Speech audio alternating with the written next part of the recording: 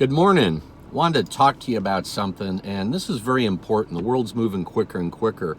And as we look at cultures of organizations, what I've begun to realize many years ago is that a lot of the work we do with building strategic plans, leaders, getting teams to truly be teams is really about molding and influencing the culture.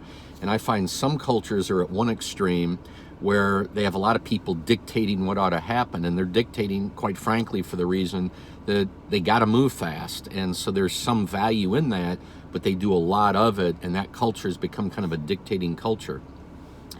The other extreme I see is cultures that over-collaborate. Is everybody's got to be in agreement, everybody's got to love it, everybody's got to think it's the best thing before they'll take action, and it takes forever.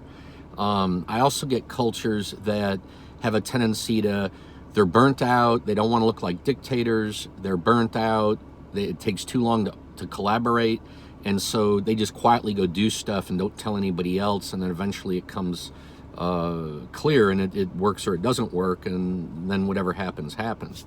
So as I look at this, a lot of times when you're making a decision, I think it's good to get feedback, but you don't have to get full agreement. Everybody doesn't have to be in agreement. So what I've learned, if you can get up about 65-70% agreement, at that point you go to the other people.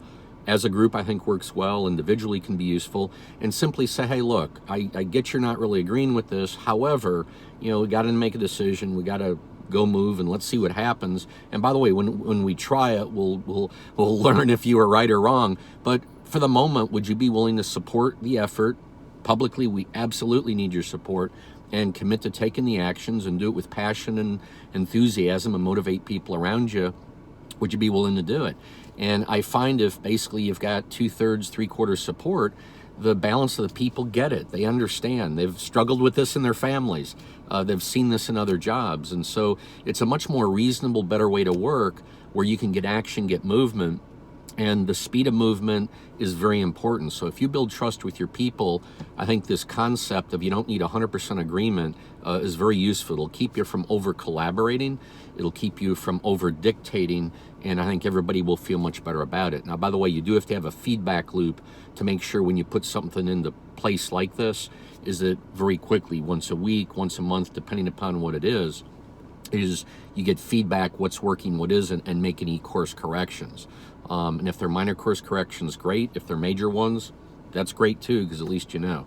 So thank you for your time. Don't under collaborate. Thank you.